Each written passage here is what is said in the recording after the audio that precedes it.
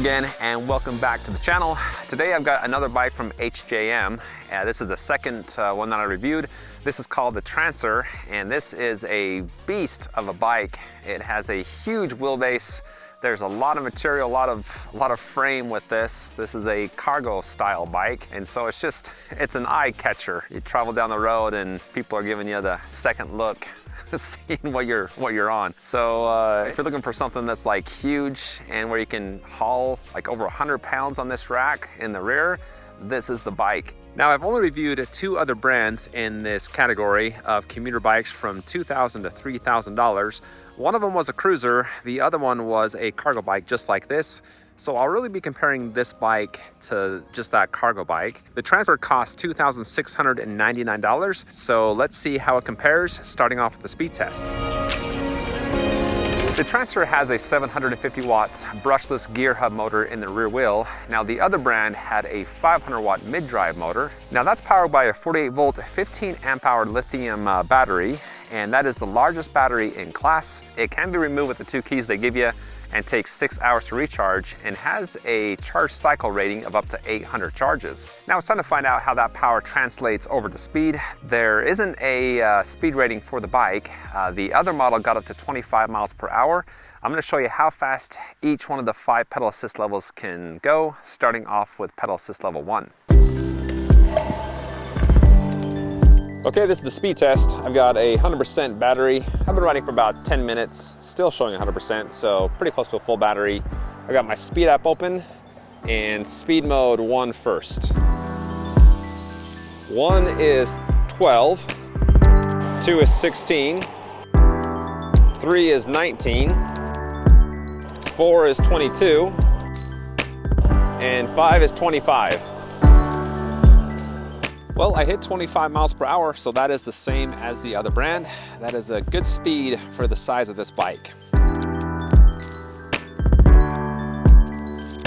It's time for the acceleration test. The frame here weighs 84 pounds, which is 8 pounds heavier than the next heaviest frame in this category, and it has a weight capacity of 310 pounds. The other brand can actually carry up to 440 pounds. So it's actually quite a bit less than its competition, but still a lot. 310 pounds is a lot of weight. Now the mark I'm trying to hit here for the acceleration test is about 12 seconds. That was the fastest in this category. I'm gonna do 2 tests again, first on pedal assist, level 5, and then on straight throttle.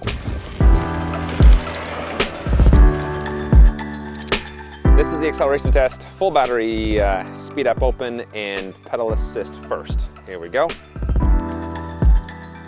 And that is very sensitive. That first gear is kind of a little shaky. Looks like it needs a tune-up. But the power, that comes on really fast. Probably less than half of a revolution. And I'm already at 25. That is a very speedy and quick acceleration. There's a lot of power for how heavy this bike is. That was fantastic. This is the throttle acceleration. Here we go. Still immediate. As soon as I twist it, I started going. It is a little bit slow for the first 10 feet, but it is picking up steam now. Still picking up steam. And kind of topping off now at 24. There's 25. 26 actually.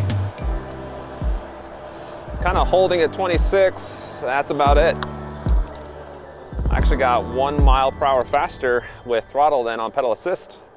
The Transfer has a range rating of up to 45 miles. Now the other brands hit around 20 miles with 1,500 feet of elevation gain. And since this is a commuter bike, I am gonna be doing this all on paved trails or paved roads. So let's see how far I can go.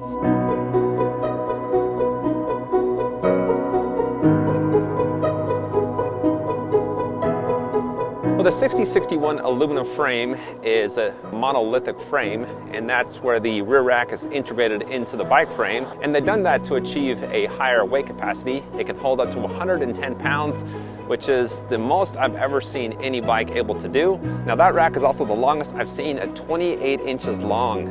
There's plastic coverings just below the rack, and that is to keep clothes and other whatever you're wearing from getting into the wheel. And then it also has 2 very large foot pegs with the same type of style and design that the rack is. So it's all uniform and nice looking. And the frame only comes in one color, just this bright orange, which is kind of cool. I've always liked brighter bikes. And there is an option to add a front rack that can hold up to 22 pounds. There's no rider size rating for the bike, but the handlebars do adjust in 2 places. I actually have them pushed out the furthest that they can go. And at that point, I am reaching forward more than I like from my 511 frame, but the handlebars are up to the highest point, and so I'd actually rather have them higher than closer to me. So with the adjustable handlebars, I would assume this can fit a rider around 5'4" up to 6'4". The motor is absolutely quiet. Even climbing up hills, it is silent. There's no noise coming from that. The Trancer has custom formed aluminum handlebars, and the span on that is huge. And you do need that wide stance for the handling. It does handle different than other bikes. The best way to describe it is kind of heavy and slow. The handlebars are about the same height as a lot of these foldable bikes are. I really don't have to bend over that much. And next, it has comfort ergonomic grips. They are wing-tipped, stitched on the outside, which you do see with a lot of bikes in this price range. And they're solid as well. There's 2 Tektro comfort grip levers with motor cutoff, and both of those have a nice rubber filling pad on the outside. On the right side, there's a Shimano 7-speed shifter. And then there's a Velo leather comfort saddle, and it's a little bit hard for my taste. I wish they would have done some sort of seat post suspension or made that a little bit more comfortable. It is pretty hard.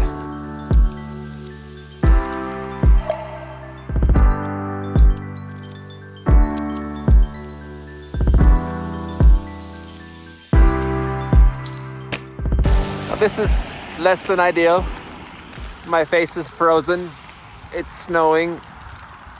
Oh well, it's actually kind of broppling, helling.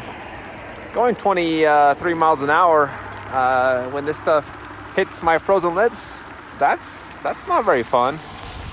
Definitely not very fun. Oh, I can't complain though. This is gorgeous. Little snow shower. The range test must continue. Well, the Trancer doesn't have any type of suspension, but it does have 20 by 3 inch road tires. I have let out a bunch of air to counter not having any suspension, and I would suggest doing the same. It doesn't take a lot to get this bike to rattle, and with it being so heavy, if it does hit a bump, it tends to kind of reverberate back and forth throughout the frame. You're gonna kind of want to be choosy on the type of trails that you take this on. Now, those tires do have a reflective strip on each side, which is nice for some night riding, and they also have a puncture resistant lining. I want to let you guys know how sensitive the pedal assist and throttle are, and I do have a nice flat and smooth road here.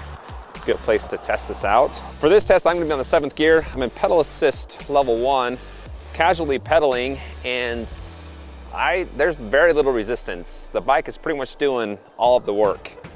If I try to pedal faster, okay, now I can feel some resistance and I can increase the speed 3 or 4 miles per hour. On pedal assist level 2, again, just casually pedaling, the same as before. The bike's doing all the work.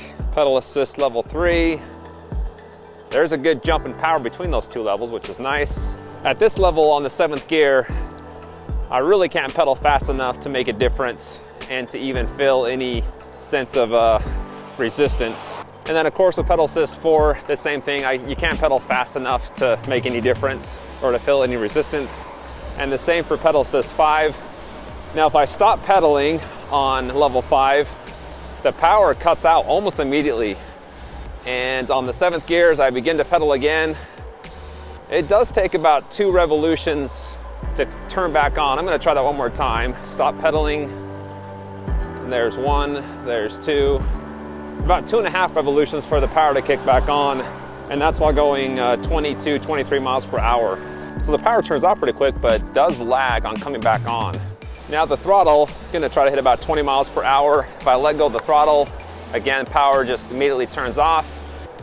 Turn it back on. And there's actually quite a long delay. There's about a ½ second delay before it comes back on again. That's one of the longer delays I've seen with the throttle. Now the throttle doesn't match the pedal assist level. It does give you full access to the power no matter what. Well, I made it back from the race test, barely.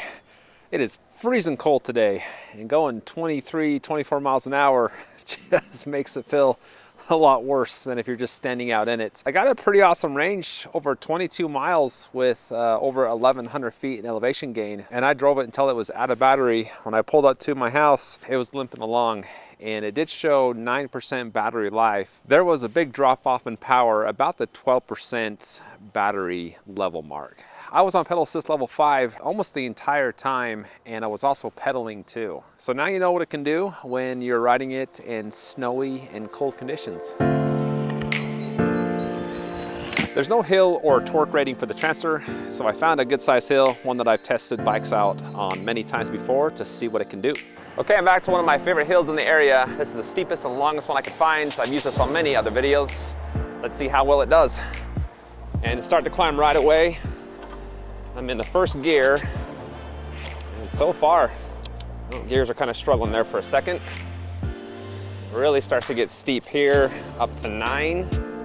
And I'm on the third gear and feeling a little bit of pressure, but not bad at all. Wow, this is cruising. This is the hardest part here, and I haven't dipped. Oh, bounced to 8 for a second, back up to 9. Up to 10, down to 9. That's got some great climbing power. There's zero noise coming from the motor too. It is silent, which is very rare for a bike this size. Got 11, 12 over the top, and there we go.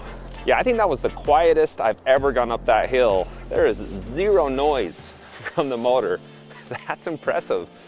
And 9 miles an hour, it dipped down for 8 for just a split second, but 9 miles an hour without any momentum is fantastic. This is a beast for hills. The Trancer comes with front and rear disc brakes. Let's see how well they work going down the same hill I just came up for the hill test.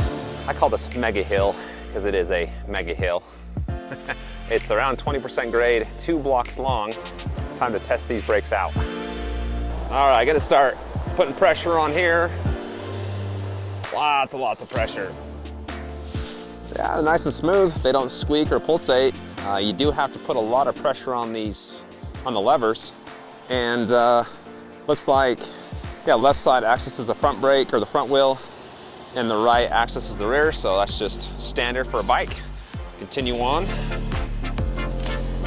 Do a little bit light braking here and see if we get any pulsating. No, it's quite smooth. For how heavy this bike is, that's got tremendous stopping power. I'm impressed. Well, let me run you through the control pad screen. On the left here is the control pad, and the I button will turn the screen on. This is a color LCD screen, and as you can see, it's about 3-4 inches. If you hit that I button, that will scroll through different readouts. Plus and minus to change the pedal assist level. You do have 0 to 5. And in the settings, you can actually change how many assist levels you want. The left side here, there's left and right blinkers, and then even hazard lights. Hold down the plus button to turn on the lights. It does have a nice looking headlight. I do like the look of that. And then a cool looking tail light. I have seen this same design on a few other brands. And just to show you those hazard lights, that's what they look like. And then the left and right blinker would just be obviously this side or that side, depending on which way you're going. There's a bell behind the 2 pads. That's actually very loud. To get into the advanced menu, hit the plus and minus button down. And then you have the display settings. And this is where you can do a chirp reset, switch the units, increase or decrease the brightness of the screen. Then the advanced settings, you can limit the speed down to 9 miles per hour. And I did have it set to the highest level for the speed test, which is 25. It says you can change the sensitivity for the pedal assist, but I haven't been able to get in there to actually do that. And then also the slow start. I click the I button and I'm not able to change that either. And then down here, I forgot to mention this is the walk assist button here. So you hit that and that moves the bike about 2 to 3 miles per hour. Now right here, there is a adapter or cord that they send you that you can plug in here, and it comes out to a USB port. So it does have a USB port option. If you don't want to use that, there's this cap here you can place. That's pretty much it. The Trancer has an IPX4 waterproof rating, a 2-year warranty, a 30-day money-back guarantee, and free shipping in the lower 48.